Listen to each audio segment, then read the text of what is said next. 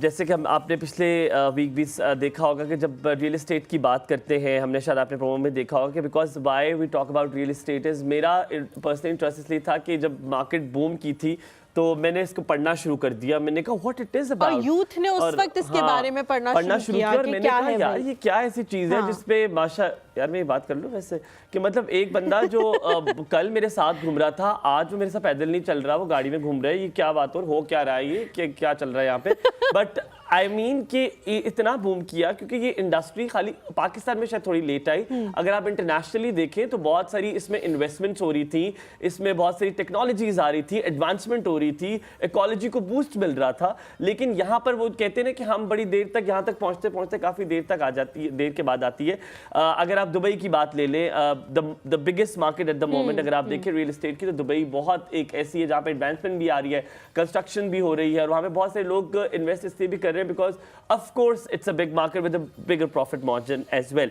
आज हमने इसी तरह के एक मेहमान को दावत दी है जो कि हमें वो कहते हैं right from the horses mouth, जिनको सारा कुछ पता है क्योंकि उन्होंने शुरुआत तब की जब उन्होंने बड़ी यंग एज में, जब उन्होंने मास्टर्स किया और मास्टर्स के फ़ौरन बाद उन्होंने रियल एस्टेट की मार्केट को एक्सप्लोर किया, दरवाजे खटखटाए, देखा मार्केट कैसी है, ग्राउंड लेवल से शुरू किया।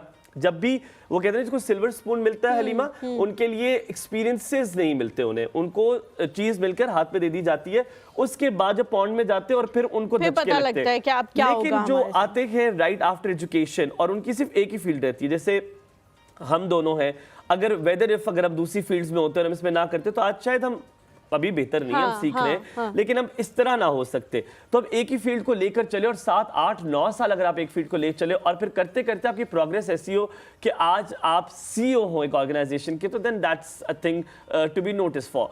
तो लेडीज जेंटलमैन, आज हमारे साथ मौजूद है रिजवान चीमा साहब जो कि मकान सॉल्यूशंस के सीईओ हैं। अस्सलाम वालेकुम, सुबह खैर, क्या हाल चाल है? वालेकुम सलाम, आई एम गुड। सबसे पहले तो जैसे हलीमा ने भी जिक्र किया और मैं भी जिक्र करूंगा, आपका लिबास बहुत खूबसूरत है and black can never go wrong. बिल्कुल जी। और जब हमने आपकी सारी वो पढ़ी प्रोफाइल पढ़ी तो उस वक्त लग रहा था जैसे हम किसी बहुत ही मिडिल एज इंसान से मिलने वाले हैं, लेकिन आपको हमें भी ये लगा कि अच्छा इत्तेफाक महसूस हुआ। हमने कहा अभी कोई अंकल आएंगे जो बैठेंगे आपके साथ और उनसे हम बात करेंगे। अच्छा, यंग लोग जब भी इस फील्ड में आते हैं और उनसे हम इस तरह से बात करते हैं, बहुत अच्छा लगता है। लास्ट टाइम जब हमने रियल एस्टेट के हवाले से बात की, लोगों का मैसिव रिस्पांस आया और उस पर हमें हुआ कि हमें इसके बारे में ज़्यादा बात करनी चाहिए क्योंकि ये बहुत सारे लोगों का मसला है। हलीमा, मेरे ख्याल में रिजवान साहब से पहला सवाल अगर इजाज़त आप दें तो हम यही पूछेंगे कि बहुत सारे ऐसे यंगस्टर्स हैं जो कि रियल एस्टेट मार्केट में स्टेप इन करना चाहते हैं या अभी स्टेप इन हो चुके हैं, वो इनिशियल लेवल पे, एंट्री लेवल पर है, पर क्योंकि इसमें पेशेंस बड़ा चाहिए होता है, सब्र बड़ा चाहिए होता है, लेकिन मुझे लगता है एक गुर है, क्या आप मानते क्रेडिबिलिटी? सच, अगर आप सच बोल रहे हैं, आपने जो कहा आप उस वक्त डिलीवर कर रहे हैं, आपने जो कहा आप वही दे रहे हैं, आपने जो कहा आप उस पर अमल कर रहे हैं, तो आप रियल एस्टेटर, आपसे बेहतर कोई हो नहीं सकता, कामयाबी आपके कदम चूमेगी। क्या ये बात सच है? एक्चुअली ये बात बिल्कुल सच है। इससे ज़्यादा जो इम्पोर्टेंट बात है ना कि जब भी आप रियल एस्टेट में किसी की इन्वेस्टमेंट करवाएं, सबसे पहले आप उन्हें उन पर एजुकेट करें। एग्जैक्टली आपने दुबई की एग्जांपल दी। अब दुबई की गवर्नमेंट ने इंटरनेशनल मीडिया में, आप देख लें लोकल मीडिया में, उन्होंने इस चीज़ को काफ़ी ज़्यादा प्रोपगेट किया कि यार हमारे यहाँ क्या अपॉर्चुनिटीज़ हैं। वो एजुकेशन थी, वो अवेयरनेस थी फॉर जनरल पब्लिक। आप देखेंगे उसके बाद इंडिया से, रशिया से, चाइना से, पाकिस्तान से, in fact Pakistan is a second country जिनकी सबसे ज़्यादा इन्वेस्टमेंट है दुबई में, पाकिस्तानीज़ की। अब जब भी किसी को रियल एस्टेट में इन्वेस्टमेंट करवाएं तो आप उनको एजुकेट जब करते हैं ना कि आपकी ये इन्वेस्टमेंट है, this is the amount you are investing, this is the time you will invest for, और this is the return you are going to get for approximate. ठीक है। अब जब उन्हें प्रोज एंड कॉन्स बताते हैं पहले एडवांस में, तो डेफिनेटली जो भी कस्टमर बेस होती है, जो भी क्लाइंटल बेस्ड होती है, वो इस चीज़ से एक्चुअली फिजिकल लाइफ में जब वो चीज़ें एक्चुअली उसी तरह होती हैं जिस तरह आपने कहा होता है, आपने उन्हें एजुकेट किया होता है। It could go wrong in some times, मतलब सब कुछ सही नहीं हो सकता हमेशा, लेकिन कुछ केसेस में जब गलत भी हो जाए तो उस क्लाइंट को सेटिस्फेक्शन होती है, उस कस्टमर को सेटिस्फेक्शन होती है कि वो अवेयर है। यस, हिस इंडिविजुअल ने मुझे गाइड प्रॉपरली किया था, मुझे प्रॉपरली एजुकेट किया था, उसके प्रोज एंड कॉन्स का एडवांस में बताया था, आई टुक द रिस्क। ठीक है। तो इस चीज़ से रियल एस्टेट में जब फ्यूचर में लोग, आप ये प्रोग्राम के मीडियम से डिफरेंट लोग रियल एस्टेट में भी काम कर रहे हैं, वो स्टेप इन करेंगे तो अपना फोकस जो है, इंस्टेड ऑफ मेकिंग मनी, मतलब आपने इंटेग्रिटी की बात की कि मेक इट इंटेग्रिटीफुल, मतलब आप इंडिविजुअल जिसकी इन्वेस्टमेंट करवा रहे हो वो आपकी इंटेग्रिटी पे डाउट ना करे, वो कहे यार कि हाँ इस इंडिविजुअल ने मुझे सारा गाइड किया था, जो कुछ गलत हुआ है वो मेरे अपने डिसीजन की वजह से हुआ है, जो कुछ सही हुआ है वो मेरे अपने डिसीजन की वजह से हुआ है। तो I think this is the best platform. अच्छा रिजवान साहब, बहुत सारी हम ये देखते हैं कि सोसाइटीज़ जब बनती हैं या बनना शुरू होती हैं तो वो कहते हैं बहुत ही ज़्यादा कम पैसों पे वो आपको फ़ाइल दे रहे होते हैं और आपको कह रहे होते हैं कि प्लीज़ खुदारा हमसे प्लॉट ख़रीद लें प्लीज़ इस तरह, लेकिन उनके बारे में क्या सराहियाँ शुरू हो जाती हैं, ये तो ठीक नहीं है, इनका ये प्रोडक्ट ठीक नहीं है, ये लैंड आपको कभी मिलेगी ही नहीं, इसके ऊपर 10 लोग आ जाएंगे, ये हो जाएगा वो हो जाएगा, आप नहीं खरीदते हो। फिर जब वो सोसाइटी डेवलप हो जाती है तो वो जो प्लॉट आपको 1 करोड़ रुपए का दे रहे होते हैं ना, वो कह रहे होते हैं 20 करोड़ रुपए का खरीदो हमसे। तो फिर आप कहते हो कि यार ये क्या, मुझे जिन्होंने गाइड किया वो गलत गाइड किया। मैं आपसे सिर्फ ये पूछना चाह रही हूँ कि आजकल सोसाइटीज़ बहुत ज़्यादा डेवलप हो रही हैं, जो कि एक बहुत अच्छी चीज़ है। जब आप ये सोचो कि मैंने इन्वेस्टमेंट करनी है तो कौन सा वो बंदा है जिससे आपको जाके मशवरा लेना चाहिए ताकि वो आपको सही ग्राउंड रियलिटीज़ वाला मशवरा दे, काना सुनी वाला नहीं कि हाँ ये सोसाइटी सही नहीं है या इस तरह, और फिर बाद में आपको पछतावा हो कि मुझे ले लेना चाहिए था उस टाइम पे। एक्चुअली इस केस में ना अब 3 इंडिविजुअल्स हैं या 3 आप कह लें एंटिटीज़ हैं। Number 1 government, number 2 is developer and number 3 is the middle man who is guiding for that agent. ठीक है, एजेंट। अब गवर्नमेंट की तरफ से पहला रूल ये होना चाहिए, मेरा ख्याल है, ये मेरी ऑब्जर्वेशन है, कि आप दुबई देखते हैं ना, दुबई में हर बंदा इन्वेस्टमेंट करता है, सिक्योरली होती है, सबसे सेफ्टी होती है इन्वेस्टमेंट की, लोगों को कोई उसमें उनके साथ कोई 2 नंबरी नहीं होती, कोई फ्रॉड नहीं होता। रीज़न कि गवर्नमेंट डेवलपर के साथ मिलकर एक एस्क्रो अकाउंट क्रिएट करती है, ठीक है, कि जिसमें आप जो भी इंडिविजुअल, लेट से आपने इन्वेस्टमेंट की है, तो आप जब पैसे जमा करवाएंगे उस अकाउंट में तो गवर्नमेंट को पता होगा कि इस डेवलपर के अकाउंट में इतने पैसे आए हैं, तो आपके चेक्स एंड बैलेंसेस बहुत स्ट्रांग होते हैं। हमारे यहाँ पाकिस्तान में, जैसे मैंने एग्जांपल दी कि सोसाइटीज़ डेली बेस पे लॉन्च होती हैं, सोसाइटीज़ लॉन्च होती हैं, उसमें कोई नंबर ऑफ प्लॉट्स डिसाइडेड नहीं होता। मेरा ख्याल है कि गवर्नमेंट को एक बॉडी बनानी चाहिए, जिस पे गवर्नमेंट, जिस दुबई ने बॉडी बनाई हुई है, एक रेगुलर अथॉरिटी होनी चाहिए कि जो आप इन्वेस्टमेंट करवाएं, फर्स्ट ऑफ ऑल कि एक सोसाइटी है, लेट से उसमें प्लॉट्स की जगह 1000 एग्जाम्पल के तौर पे, तो गवर्नमेंट पहले अनाउंस कर दे कि इसमें 1000 प्लॉट्स हैं, ठीक है। उसमें क्या होता है कि जब 1000 लोग इन्वेस्ट करते हैं, 1000 लोगों की इन्वेस्टमेंट से वो जब डेवलप होती है तो वो प्रोडक्ट मार्केट में सबसे ऑथेंटिक प्रोडक्ट होती है, ठीक है। लेट्स सपोज आपके पास ज़मीन है 1000 प्लॉट की, आपने बेचा हुआ है 1 लाख प्लॉट या 2 lakh plot, you can't justify the means. आपको हर इंडिविजुअल को पैसा अच्छा लगता है जब डेवलपर को पैसा रेगुलरली आ रहा होता है किसी भी मीडियम से, वो क्लाइंटल से हो, वो एजेंट से हो, किसी से पैसा आ रहा होता है, वो इस चीज़ को ओपन नहीं करते। ये गवर्नमेंट की रिस्पॉन्सिबिलिटी है कि जब आप किसी सोसाइटी को एनओसी दें, एनओसी के साथ उसके स्पेसिफिक प्लॉट्स की ऑब्जर्वेशन भी दें कि आपके पास इतने प्लॉट्स हैं। उस केस में जो आपने एग्जांपल दी कि प्लॉट 1 करोड़ का था 10 करोड़ का हो गया, बाद में महंगा हो गया, वो सिर्फ उसी केस में हो सकता है जब वो ऑथेंटिकली डेवलप हुई हो। हमारे यहाँ एक चीज़ें बिल्कुल डिफरेंट हो जाती हैं कि सोसाइटीज़, अब इस्लामाबाद मंडी में देख लें, फ्रॉम द लास्ट 5 years आप देख लें अप्रॉक्सीमेट 90% सोसाइटीज़ जो आई हैं वो कस्टमर के साथ फ्रॉड हुआ है। ऐसा ही, ऐसा ही। 10% हालांकि पहुंच हम लाहौर तक गए। Yes. हम इस्लामाबाद लाहौर को हम टच करने लगे। इस्लामाबाद, लाहौर, कराची, अक्रॉस पाकिस्तान ये चीज़ है कि अब जो बीच में 10% जिन्होंने डिलीवर किया ना, वो इन्होंने अपनी क्रेडिबिलिटी पे डिलीवर किया है। देयर आर बिग नेम्स, ठीक है, जिन्होंने डिलीवर किया है just based on the credibility, यार कि हमारा पास 30 ईयर्स का, 40 ईयर्स का, 50 ईयर्स का रिकॉर्ड है, तो हम रिकॉर्ड को एक प्रोजेक्ट के पीछे खराब नहीं कर सकते। अच्छा रिजवान भाई, आप लोगों की वजह से एक बड़ा जो रियल एस्टेटर्स हैं, आप लोग जो मार्केट लीडर्स हैं, आप लोगों की वजह से एक बड़ा अच्छा काम हुआ है उस मिडिल क्लास लोगों के लिए जो घर नहीं अफोर्ड कर सकते, जिन्हें सिर्फ किराया दे सकते, उनके लिए आपने कहा ये किराया दे दो इंस्टॉलमेंट्स में और अपना प्लॉट ले लो और साथ साथ घर बनाओ। ये बड़ी अच्छी इन्वेस्टमेंट है यकीनन, अगर कोई भी अपना प्लॉट लेता है। लेकिन हलीमा वाली बात भी दुरुस्त है कि मैं डरता हूँ, मैं मिडिल क्लास हूँ, मैंने तो थोड़ा सा पैसा जमा किया, अगर मैंने वो भी दे दिया तो मैं कहाँ जाऊँगा। तो रिजवान चीमा साहब क्या कहते हैं, क्योंकि आपने 7 साल मार्केट की छानी है, क्योंकि आपने कहा मैं जॉब से शुरू की है, तो आपने ग्राउंड रियलिटीज देखी, आपने हर दरवाजा खटखटाया होगा, आपको पता चल गया होगा कि वो 5-6 चीजें क्या देखनी, जो ओवरसीज पाकिस्तानीज भी हैं, जो आपका सबसे बड़ा पोटेंशियल क्लाइंट है, वो भी डरता है कि अगर भेज दिया ये रेमिटेंस वहां पर, ये पैसे वहां भेज दिए तो क्या वो प्लॉट होगा नहीं होगा। फिर दूसरी एक और बात है, थोड़ा सा लंबा सवाल है कि अब मैंने देख लिया, आपने कह दिया जी एनओसी देखें, मैंने एनओसी वेबसाइट भी देख ली, एनओसी है मौजूद है, लेकिन वो है 1000 प्लॉटों की, मुझे उन्होंने 1001वां प्लॉट दे दिया जिसकी अभी एनओसी कबूल होनी है, मैं तो फंस गया। मुझे बताएं रिजवान चीमा साहब क्या कहते हैं, अगर मैंने रियल एस्टेट में इन्वेस्ट करना है, वो 4-5 चीज़ें क्या देखूं, अगर वो ठीक है तो मैं उसकी तरफ जा सकता हूं। यकीनन कोई लिख के नहीं दे सकता, लेकिन 4-5 चीज़ें सरसरी सी क्या हैं जो देखकर मैं इन्वेस्ट कर सकता हूं। सबसे पहला चीज़ देखिए ना कि आपका जिस जगह प्रोडक्ट बाय कर रहे हैं उसका डेवलपर कौन है, उसकी क्रेडिबिलिटी क्या है। ठीक है, पहला रूल मैं आपको छोटी सी एग्जांपल से रिलेट करता हूँ।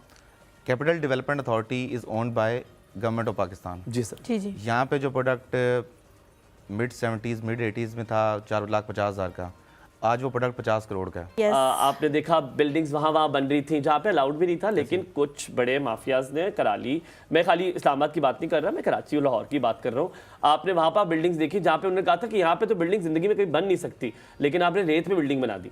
ठीक है, आप उसके बाद दरिया का पानी नीचे ही है अभी, ठीक है, वो आपको नीचे से हिलाता भी है कभी कभी। आप समझ गए मैं क्या कह रहा हूँ। तो सर ये इसकी रेगुलेटर, आपने बड़ी प्यारी बात की स्टार्टिंग में कि there should be a regulatory authority.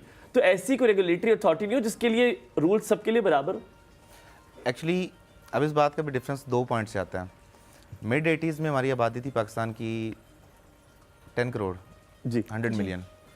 आज ऑफिशियल नंबर्स हैं पाकिस्तान के अराउंड 25 25 करोड़। ठीक है, अब आपका देखें कि 1947 से लेके 80s तक आपकी मुश्किल से 10 करोड़ लोग होते। अभी 80 से लेके 2023 तक आपकी आबादी 25 करोड़ है। ये आबादी अगर 2040 में देखें तो ये 50 करोड़ होगी। ठीक है, यहाँ 45 या 50 तक ये 50 करोड़ का नंबर होगा पाकिस्तान का। सिर्फ मैं लोकल बात कर रहा हूँ। अब देखें 50 करोड़ लोग या 500 मिलियन लोग एक मुल्क में रहते हो, तो उनको पाकिस्तान की टोटल आबादी के बाद आई थिंक 10% के पास घर हैं, बाकी रेंट्स पे या डिफरेंट लोग डिफरेंट तरह की अकोमोडेशन में रहते हैं। अभी जब इतना ज़रा बड़ा स्केल आएगा, मैसिव स्केलिंग पे आपकी आबादी का फ्लो आएगा, तो आपको उसी स्केल पे गवर्नमेंट को प्लानिंग करनी चाहिए। गवर्नमेंट की पाकिस्तान में एक ही सिटी प्लान है, दैट इज इस्लामाबाद। अब मैं अपने second point, the only city officially planned by the government of Pakistan, that is Islamabad. अभी आपने रिलेट की बात को कि आपने पूरे मुल्क में जिस तरह कटाई हो रही है, फ्लडिंग हो रही है, मुल्तान में हुई थी, मतलब हर तरफ होती है। इसमें अब डिफरेंस आता है 2 चीज़ों पे। एक आपकी ग्रीन जोन्स हैं, फॉर एग्जांपल फैसलाबाद, लाहौर, गुजरांवाला, ये जो एरियाज़ हैं ये आपके एग्रीकल्चर हब हैं, ये पाकिस्तान को पालते हैं। बिल्कुल, ठीक है, दुरुस्त बात। क्योंकि अगर आप यहाँ पे अब देखें तो ग्रीन जोन्स में कोई सोसाइटी का एनओसी या कोई सोसाइटी शुरू करेगा बंदा इंडिविजुअल, तो उसको गवर्नमेंट से एनओसी चाहिए होगा। गवर्नमेंट ग्रीन जोन्स पे एनओसी नहीं देती अनटिल और unless your most powerful person. आपकी गवर्नमेंट में लॉबिंग बहुत अच्छी है या डिफरेंट काम है, आप एनओसी नहीं ले सकते। अब फ्लडिंग का खतरा सिर्फ वहाँ पे आ सकता है कि जब आपने ग्रीन जोन को यूज़ किया। अब ब्राउन जोन है जैसे बंजर ज़मीन, इस्लामाबाद पिंडी देखें तो पहाड़ी इलाका है, यहाँ पे आपके पास ग्रीन जोन्स बहुत कम है, आपके पास ब्राउन जोन्स बहुत ज़्यादा हैं, क्योंकि यहाँ पे वैसे भी काश्तकारी नहीं हो सकती। मैंने Ayub Khan made the capital of Pakistan Islamabad, तो ये कोर पॉइंट था कि इस्लामाबाद को एक मेट्रोपॉलिटन बना सकते हैं, क्योंकि इस्लामाबाद में हम जो ज़मीन है उसको यूटिलाइज कर सकते हैं। पोटोहार है ना यहाँ पे, वो वहाँ पे आपकी जो स्पेसिफिकली जो आपके फीडिंग सिटीज़ हैं पाकिस्तान के, मतलब 25 करोड़ लोगों को जो शहर पालते हैं, अब उनमें सिर्फ बायलॉज को सख्त कर दें तो आई थिंक अर्बन फ्लडिंग जो है ये बिल्कुल एक ना होने के बराबर प्रॉब्लम है, सब्जेक्ट टू कि आपके रूल्स एंड रेगुलेशन इतने स्ट्रिक्ट हों कि उस ग्रीन जोनिंग को आप छेड़ ना सकें कोई भी इंडिविजुअल। रिजवान भी, लेकिन ग्रीन जोन के अलावा भी हम लोग देखते हैं कि नाले की जगह छोड़ी हुई होती है, बहुत सारी ऐसी जगह छोड़ी हुई होती हैं। जब मैं ये बात कर रही हूँ, जब सोसाइटी डिज़ाइन होती है तब वो जगह उन्होंने छोड़ी हुई होती है। फिर हम क्या करते हैं, एक बहुत बड़ी सी जगह होती है जिसको हम सोसाइटीज़ खूबसूरत भी बनाती है, रिवर व्यू पॉइंट फलाना नाम रख के कर देते हैं हम उसको। फिर क्या करते हैं, हम उस नाले की भराई करते हैं, उस पर बनाते हैं हम लंबी लंबी बिल्डिंग। वो नाला जो बड़ा था, जिसने इतनी बड़ी सोसाइटी का पानी का मसला हल करना था, वो करते करते करते एक नाली बन जाती है, इतनी सी रह जाती है। फिर उस पानी ने कहीं ना कहीं से तो अपनी जगह निकालनी है ना, फिर तो वो निकलेगा। जब वो निकलेगा तो वो लोगों के घरों में भी आएगा, सब चीज़ें भी ख़राब होंगी। फिर हम कहते हैं कि गवर्नमेंट क्या कर रही है। गवर्नमेंट ने जब आपको एनओसी दी, गवर्नमेंट ने जब आपको अलाउ किया, तो आपके पास इतनी बड़ी जगह थी। अब प्राइम मिनिस्टर रोज़ाना आके तो नहीं देखेगा ना कि आप उन बाय लॉज पे अमल कर रहे हो या नहीं कर रहे। अब ये तो उनका काम नहीं है ना, ये तो आपकी अपनी भी थोड़ी सी अखलाकियात आपको इस बात की इजाज़त नहीं देती। हम ये क्यों करते हैं, मतलब मुझे समझ नहीं आता कि जब डिजाइन होती है तो वो चीजें होती हैं। But then comes the point, you're right, but then comes the point of regulatory authorities कि वहां पर वो उनका चेक एंड बैलेंस, क्योंकि देखिए बाहर मुल्क पे भी जाएं, अगर आप वहां पे भी रेगुलेटरी अथॉरिटीज फाइन चीजें हटा दें, लिटरली आप माने वो सब कॉन्टिनेंट की तरह हरकतें करेंगे। एग्जैक्ट, उससे बुरी करेंगे। इससे मैंने फर्स्ट जब स्टार्ट हुई थी बात, हमारी फर्स्ट क्वेश्चन में मैंने कहा था कि गवर्नमेंट बॉडी इतनी स्ट्रांग होनी चाहिए। प्राइवेट बॉडी, कोई भी इंडिविजुअल है, प्राइवेट डेवलपर्स आर बिलियनियर्स, ट्रिलियनियर्स, ठीक है, दे कैन बाय एनीवन, वो बात नहीं है। द थिंग इज़ कि अगर गवर्नमेंट बॉडी इतनी स्ट्रांग हो, जिसका इतना होल्ड हो, ये बायलॉज को फॉलो करवाने के जो एलओपी दिया जाता है, लेआउट प्लान दिया जाता है, सब्जेक्ट टू जो एरिया आपने डेवलप किया है उसको फॉलो करवाएं, और मोस्टली फॉलो होता है। देखिए कुछ एरियाज ऐसे हैं जहाँ पे फॉलो नहीं कर सकते। आपने कराची में प्लेन क्रैश का इंसिडेंट सुना होगा कि आबादी के बिल्कुल साथ एयरपोर्ट है, आबादी के अंदर एयरपोर्ट है। दुनिया में एक रूल्स एंड रेगुलेशन की एक पॉलिसी है। अब यूके में जाएँ, आपको जहाँ पे एयरपोर्ट मिलेगा ना, वहाँ कुछ भी नहीं उसके है आसपास जो आबादी। प्रॉपर्टी मिलेगी, that would be the cheapest property.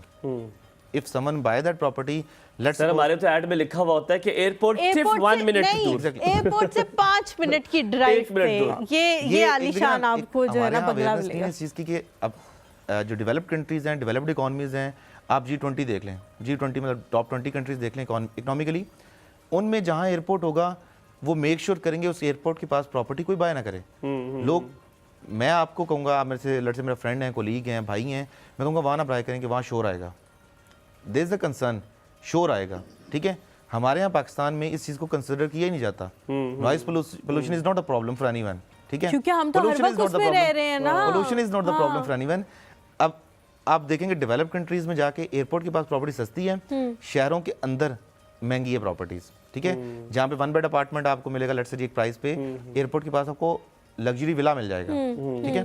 Pakistan में रिवर्स है, पाकिस्तान में सेंटर सिटी प्रॉपर्टीज या आसपास जो एयरपोर्ट के पास property that would be more expensive.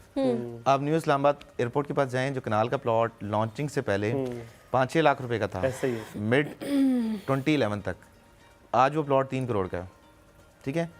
Mid 2011 एक प्रॉपर्टी थी आपकी 6 लाख रुपए की, जो आपकी नेगेटिव पे थी, माइनस में थी, लोग को बाय नहीं करते थे वहाँ पे, लोग कहते थे यार दफ़ा करो। एयरपोर्ट तब ऑपरेशनल नहीं हुआ था। The day airport got operational, आप वही प्रॉपर्टी आपकी 30 मिलियन की होगी। रीज़न इज़ कि गवर्नमेंट ने कनेक्टिविटी दी ना, न्यू इस्लामाबाद एयरपोर्ट से आपने कश्मीर हाईवे को एक्सेस दे दी, मेट्रो को कनेक्टिविटी हालांकि दी। रिजवान भाई वो लोग वहाँ पे रह रहे हैं जिन्होंने जिंदगी में एयरपोर्ट नहीं जाना, उन्होंने जाना कहीं पे भी नहीं है।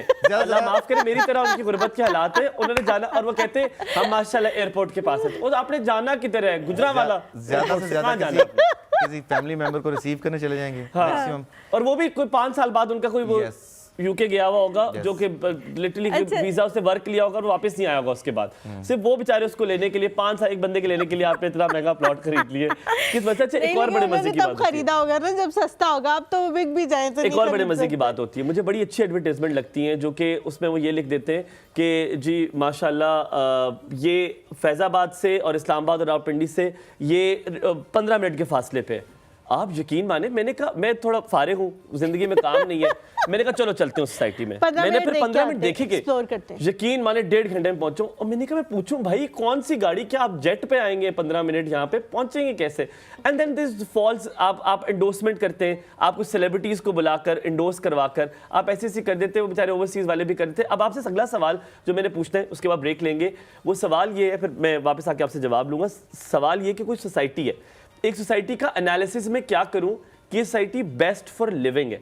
आप शायद मेरी बात समझ के होंगे कि उसमें क्या क्या फैसिलिटीज मुझे देखनी चाहिए कि अगर इस सोसाइटी में ये चीज़ है तो मैं रह लूँगा। बहुत सारी ऐसी सोसाइटीज़ अभी पाकिस्तान में भी हैं जिसमें मैंने बहुत सारी बेहतरीन बिल्डिंग्स देखी हैं कि उनके पास अच्छी चीज़ें आप वहाँ पे ले सकते हैं। अपना घर हो और प्यारा घर हो और वो अपना ही रहे सारी ज़िंदगी, उसमें किसी और को आपने 5 मिनट के लिए भी रुकने नहीं देना, क्योंकि अभी हरीमा जो अगला सवाल पूछेंगी वो ऐसा ही है।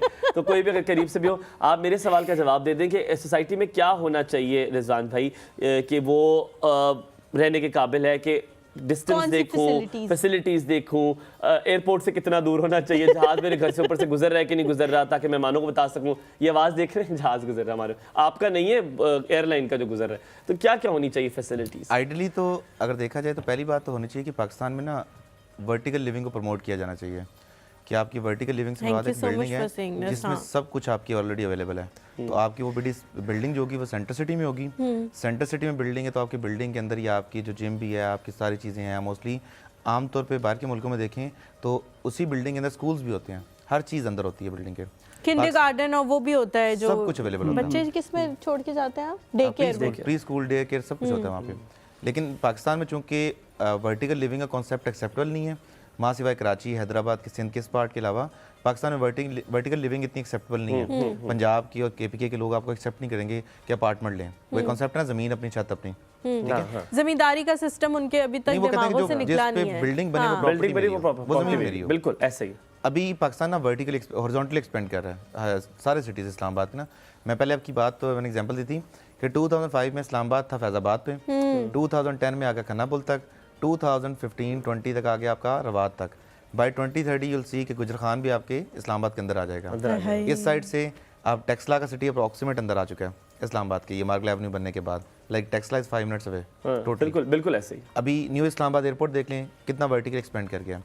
हाँ, सोसाइटी में होना क्या चाहिए कि जिससे आप कह सकें कि यार my life is perfect. Number 1 कि मेरी डेली लाइफ है ना, जो जहाँ पे मेरे रूटीन की सबसे पहली नेसेसिटी है, that is the education for my kids.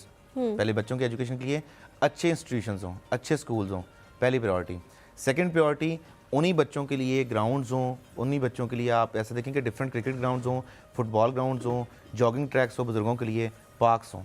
ठीक है, ये इंपॉर्टेंट सेकंड पॉइंट आ जाता है आपका कि अगर आपने लेट से हॉरिजॉन्टली लिविंग में जाना है तो आपके पास ये एमिनिटीज़ जो एक्चुअली ऑन ग्राउंड एग्जिस्ट करती हों, ये मस्ट हों।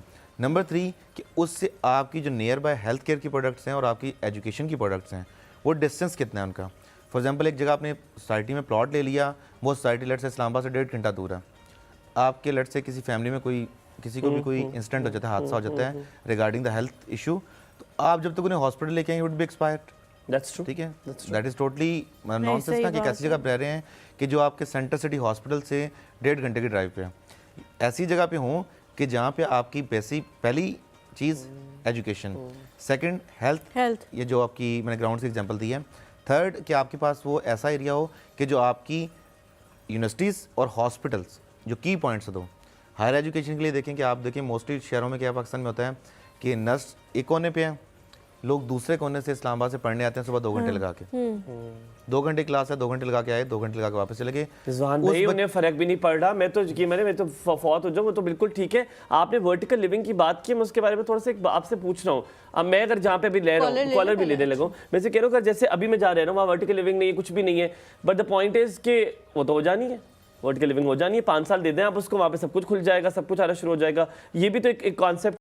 मैंने सवाल पूछना जी जी आप प्लीज यार, मेरा सवाल बहुत इंपॉर्टेंट है, आपने सही तरह से जवाब देना उसका। पाकिस्तान में कोई ऐसा लॉ मौजूद नहीं है कि मेरी प्रॉपर्टी पे अगर आप कब्जा कर लेते हैं तो 7 से 8 साल बाद गवर्नमेंट ऑफ पाकिस्तान आपकी प्रॉपर्टी पे मैं कब्जा कर लेती हूँ, ठीक है, गवर्नमेंट ऑफ पाकिस्तान जो है वो मुझे नहीं निकाल सकती वहाँ से, क्योंकि मैं उस प्रॉपर्टी की इतने अरसे से केयर कर रही हूँ। मैं उनको जाके बताऊँगी कि मैंने इस पर इतना पैसा खर्च किया, ये वो फलाना ढमकाना, आप मुझे वो पैसा पे कर दे, मैं निकल जाती हूँ। लेकिन बाय फोर्स या बाय लॉ आप मुझे उससे नहीं निकाल सकते। अदर देन दैट आप दूसरे हथकंडों पे चले जाए, उसके अलावा आप मुझे नहीं निकाल सकते। तो जो हमारे बाहर लोग बैठे हुए हैं वो ये सोचते हैं कि हम इतने साल में नहीं आया जाता, उनसे रोज़ रोज़ तो नहीं आया जाता, हम अगर यहाँ पे इन्वेस्टमेंट कर देंगे और कल को हमारे साथ ये हो जाता है तो हमारे लिए तो प्रोटेक्शन के लिए कोई लॉ भी मौजूद नहीं है। हम क्या करेंगे? हम तो कोर्ट कचहरी के चक्कर लगाने भी रोज़ रोज़ नहीं आ सकते, वो बेचारे क्या करें? एक कहावत है, पावर करप्ट्स एब्सोल्यूट, कि जब आपके पास पावर होती है ना तो आप कुछ भी कर लेते हैं। ठीक है, जो मर्ज़ी कर लें, हर चीज़ आपको माफ़ होती है। जो बंदा आपकी प्रॉपर्टी पे बैठा हुआ है, बाय लॉ अगर आप देखें तो पाकिस्तान में कानून है कि फॉर एग्जांपल किसी इंडिविजुअल ने वहाँ से अगर 25 साल से रहता आ रहा है, अगर वो प्रॉपर्टी से आप उसे कहते हैं इवैक्यूएट करें, या 10 ईयर्स 15 ईयर्स का टाइम भी है, इवैक्यूएट करें, वो आगे से जाके अदालत से स्टे ले लेगा। ठीक है, टेनेंट के पास ये राइट होता है अदालत से स्टे मिल जाए। अब वो स्टे के बाद केस अगले 20-25 साल चलता रहेगा, तो आपकी प्रॉपर्टी 30-35 साल आपके पास तो नहीं आती, नंबर 1। नंबर 2 कि अगर आपने उससे वो प्रॉपर्टी वेकेट करवानी है, किसी तरह आपने खाली करवानी है प्रॉपर्टी, तो आपको बाय हुक और बाय क्रोक, ठीक है, यानी कि आप फोर्सफुली जाएं तो आप ये एग्जीक्यूट कर सकते हैं, अदरवाइज आप नहीं कर सकते। ये पाकिस्तान में अनफॉर्चुनेटली हम ये लॉ जो फॉलो करें, ये अंग्रेज़ जब जाहिर बात है ब्रिटिश ईस्ट इंडिया कंपनी थी तब उन्होंने लॉज बनाए थे कि हाँ किसी की प्रॉपर्टी चले गए, लॉ छोड़ के कोई निकाल नहीं सकता, ये है वो है। अब वो खुद चले गए, लॉ छोड़ के अपना, और वो लॉ आज तक ना हम पे इम्प्लीकेट है कि हम अभी तक जो लॉ फॉलो कर रहे हैं वो अभी हमारा लॉ नहीं है, हमने वहाँ से कॉपी किया हुआ जैसे वो छोड़ गए थे। हालांकि उनके अपने कंट्री में ऐसा कोई लॉ नहीं है, अपने कंट्री में ऐसा उन्होंने छोड़ दिया, हमने नहीं छोड़ा, उन्होंने छोड़ दिया, हमने नहीं छोड़ा। जैसे हमारा सिस्टम है ना, हम वही सिस्टम फॉलो कर रहे हैं। आपका ब्रोक्रेसी का सिस्टम देख लें, आपके सेक्रेटरीट का सिस्टम देख लें, आपकी जो पटवार खाना, आपकी ज़मीनों का इंतकाल, मुंतकिली, ये सारे सिस्टम देख लें तो वहीं से रेप्लिकेट हो रहे हैं, वही चलते आ रहे हैं। अच्छा, एक चीज़, जब इन्वेस्टमेंट की बात आती है तो हम जितने भी लोग होते हैं हम उस वक्त ले रहे होते हैं जब कहते हैं रेट ऊपर जाता जा रहा है, ले लो इससे पहले और ऊपर चला जाए। लेकिन मुझे जो जितना मैंने थोड़ा सा पढ़ा है इसके बारे में, आप तो इस ग्राउंड लेवल पे खेलते हैं, ग्राउंड लेवल पे देखते हैं आप क्या करते हैं, खेलने से मेरी मुराद अच्छा खेलने वाला है। तो अगर आप देख रहे हैं, मुझे लगता है ज़मीन को उस वक्त लेना चाहिए जब रेट डाउन है, जब एक स्टैचू है, अभी नहीं चेंज हो रहे, अगर आप उस वक्त ले लें, क्योंकि इवेंचुअली ज़मीन, गाड़ी, ये कमोडिटीज़ ऐसी हैं, इनका रेट बढ़ना ही होता है, रिवर्सल बहुत कम आता है। इट्स वेरी रेयर कि इसका रिवर्सल आए, स्टैटिक हो जाता है, रिवर्सल बड़ा कम होता है लेकिन बड़ा रेयर होता है। तो आपसे ये पूछना था कि जितने ओवरसीज देख रहे हैं, जितने लोग देख रहे हैं एट द मोमेंट, क्योंकि पॉलिटिकल इंस्टेबिलिटी की वजह से रेट स्टैटिक पे है, तो क्या this is not the right time to invest? Actually this is the most perfect time to invest practically. मैं आपको ना 2-3 इंडिकेटर्स बताता हूँ जिससे आपको you'll get the better understanding कि मेरा पॉइंट क्या है। जी। आज आपको पता है पाकिस्तान की स्टॉक एक्सचेंज का क्या रेट, 100 इंडेक्स कितने पे है? That is 60,500 points, highest in the history of Pakistan. जी। ठीक है, नंबर 1 पॉइंट ये इंडिकेटर है कि पाकिस्तान की economy is going towards betterment. Indicator है कि पाकिस्तान की 75 साल तारीख में स्टॉक एक्सचेंज ने कभी इस पॉइंट को टच नहीं किया, फर्स्ट टाइम टच किया। मैं जितना मर्जी शोर मचा लूँ, मुल्क में ख़राब हालात हैं, ये है वो है। अभी मैं दूसरी आपको एग्जांपल देता हूँ। In the last 1 month 2-3 meetings हुई हैं जो बड़ी इंपॉर्टेंट है। नंबर 1, सिंध में 15 साल से गवर्नमेंट है पीपल्स पार्टी की। आपने देखा कराची चैम्बर ऑफ कॉमर्स से आपके जो अभी करंट सिटिंग आपके बनते हैं आर्मी चीफ, उन्होंने जाके एड्रेस किया जी, पहला पॉइंट। दूसरा, ex prime minister Pakistan Nawaz Sharif ने आके लाहौर चैम्बर ऑफ कॉमर्स से एड्रेस किया जी। ठीक है, ये क्या था? बेसिकली कॉन्फिडेंस था। जो पाकिस्तान का मोस्ट आप कहने कि ना पावरफुल या मोस्ट ऑथेंटिक इदारा है, that is army.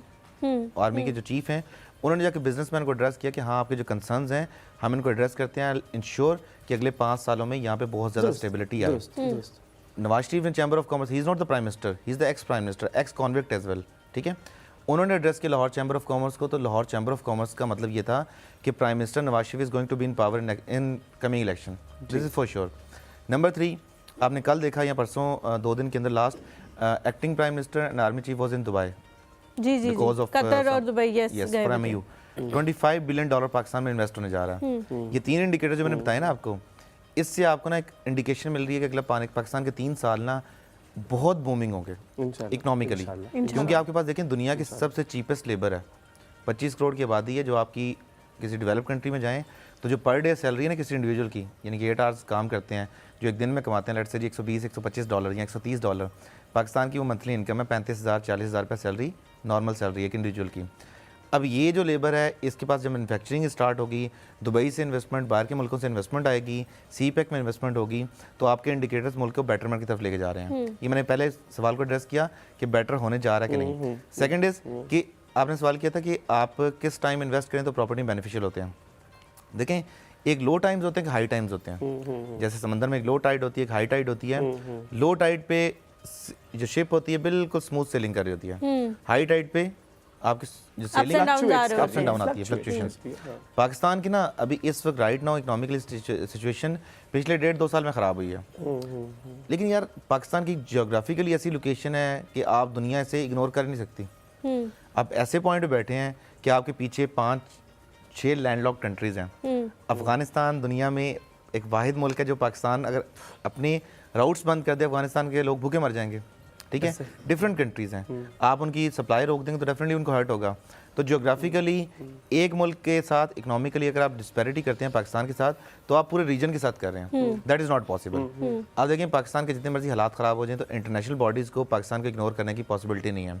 Number 1, number 2, atomic power आप 7th लार्जेस्ट आर्मी है, ठीक है, यू कांट बी इग्नोर्ड। वो पाकिस्तान के पास मेरे ख्याल से वो बड़ी मशहूर लाइन है जो पाकिस्तान कह सकते हैं कि you can love me, you can hate me, but you can't ignore me. पर आपकी यकीन ये सारी जो आपने एनालिसिस दिया इसमें आपकी पर्सनल राय है, आपने सारा उससे हमें एनालिसिस बताया। पीपल एग्री और नॉट एग्री वो तो एक डिफरेंट डिबेट है। बट रिजवान साहब, एक चीज़ रियल एस्टेट में बड़ी इंपॉर्टेंट है which is the timing, as you said, कि किस टाइम पर आप इन्वेस्ट कर रहे हैं, कौन से टाइम पर आप इन्वेस्ट नहीं कर रहे, कौन से टाइम में, क्योंकि एक टाइम आता है जैसे कि अब मैंने तो आपसे खरीदने की बात कर ली, एक सेलिंग टाइम भी होता है। लोग इस टाइम पर डर के भी ना अपनी प्रॉपर्टीज गिव अवे करना शुरू कर देते हैं। उन्हें लगता है ये और ज़्यादा ना हो जाए। इसका एनालिसिस का एक बड़ा ब्रीफ सा सवाल है, इसका एनालिसिस कैसे किया जा सकता है कि मैं अपनी प्रॉपर्टी अभी होल्ड करूं या ना होल्ड करूं? प्रॉपर्टी हमेशा ना सेलिंग जो करें वो हमेशा हाई टाइम्स पे करें।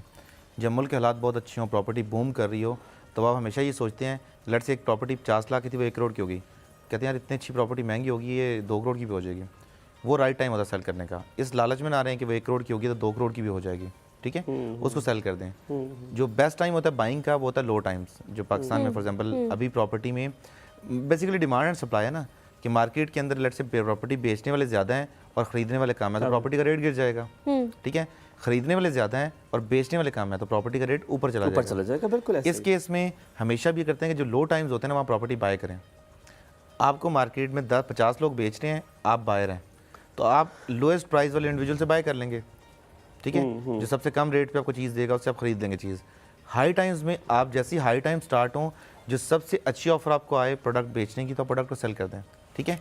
तो अच्छे वक्तों में प्रॉपर्टी सेलिंग करनी चाहिए, बुरे वक्तों में प्रॉपर्टी होल्ड करनी चाहिए, बल्कि बाय करनी चाहिए। ठीक है, मेरे दो सवाल हैं। एक तो ये कि पटवारी सिस्टम से हमारी जान कब छूटेगी, क्योंकि पटवारी सिस्टम से मुझे ये लगता है कि बहुत सारे फ्लॉज जो हमारे गवर्नमेंट की तरफ से नहीं होते लेकिन वो मैन मेड बनाए जाते हैं ताकि बहुत सारे लोगों को उनका रोज़गार ही यही होता है शायद कि वो आपको ब्लैकमेल करते हैं, अच्छा ये तो आपकी फ़र्द मिल ही नहीं रही है, मुझे बड़ी पुरानी हो गई है, वो तो अब नहीं चल सकती, आप दोबारा से उसको पे करते हो पटवारी को, फिर वो नंबर लगाने के लिए पे करते हो। बहुत सारी चीज़ें होती हैं जिसके लिए आपको उनको फजूल के पैसे देने पड़ते हैं और उनका कारोबार इस तरह से चल रहा है। ये कब सिस्टम ख़त्म होगा? दुनिया चांद पे पहुंच गई है, हम पटवार खाने के रजिस्टरों से बाहर नहीं निकल रहे हैं।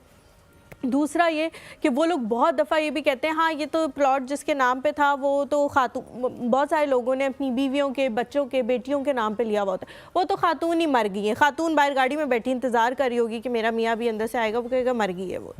पैसे ऐंठने के ढीले बहाने कब ख़त्म होगा? दूसरी चीज़ ये कि इन्वेस्टमेंट पे जो प्लॉट लिए जाते हैं कि हम जो इंस्टॉलमेंट्स पे लिए जाते हैं कि हम थोड़ी इंस्टॉलमेंट्स देंगे, जब वो पूरी इंस्टॉलमेंट्स आप पे कर देते हैं तब आपको एक नए प्रोसीजर में जाना शुरू करना पड़ता है कि वो कहते हैं आपका प्लॉट वहाँ था, अच्छा शायद आपका प्लॉट वहाँ था, जिस कंपनी के थ्रू आपने लिया होता है उनको खुद ही नहीं पता होता कि वो प्लॉट कहाँ है और वो 10 साल से आप उसकी इन्वेस्टमेंट पे कर रहे हो। ये दो मसले कब ख़त्म होंगे हमारे? मैं पहले सवाल को एड्रेस कर दूँ, वो ज़्यादा इंपॉर्टेंट है वो, क्योंकि आपका जो 70% पॉपुलेशन है that is living in rural areas, 60% in fact, 70 नहीं, पहले 70 तब 60 हो गया। अब उनके पास ना पटवारी सिस्टम, जो पटवारी कल्चर है, ये उनकी मजबूरी है, ठीक है, क्योंकि रॉ लैंड्स हैं, ज़्यादा ज़मीनें हैं, काश्तकारी वाली ज़मीनें हैं, आपकी ज़रख़ेज़ ज़मीनें हैं, तो वहाँ पे सिस्टम डिफरेंट है। अभी देखें, जब भी आपने किसी चीज़ को चेंज करना हो, सबसे पहला रूल क्या होता है कि आप उसको डिजिटलाइज करें, उसमें मैन पावर को लीस्ट कर दें, एफिशिएंसी बढ़ानी है ना। आप मैं एग्जांपल देता हूँ छोटी सी। इस्लामाबाद में ट्रैफिक लाइसेंस आपने रीन्यू करवाना है, ठीक है, आपने ट्रैफिक लाइसेंस बनवाना है, आप जाएंगे, आप वो इतने टेस्ट मांगेंगे आपसे, डिफरेंट चीज़ें मांगेंगी, तो वो डिफरेंट हो जाता है बिल्कुल। ठीक है, आपकी यकीनन हलीमा, आपके जो बाकी सवालों के वक्त की हमारे पास पाबंदी है और आपने आज बड़ी अच्छी हमें एक्सप्लेन किया चीज़ें और बड़ा डिटेल बताया, आपकी ग्राउंड नॉलेज का एक्सपीरियंस यकीनन आपने थ्रो भी किया। हम यहाँ पे आपसे लेंगे इजाज़त, कल इंशाअल्लाह ताला जुमे के दिन मुलाकात होगी। रिजवान चीमा साहब बहुत बहुत शुक्रिया अपनी नॉलेज शेयर करने के लिए। अल्लाह ताला आपको सलामत रखे और कामयाबियाँ दे। हम आपसे इंशाअल्लाह कल मुलाकात करेंगे, अपना ख्याल रखिएगा। अल्लाह हाफ़िज़।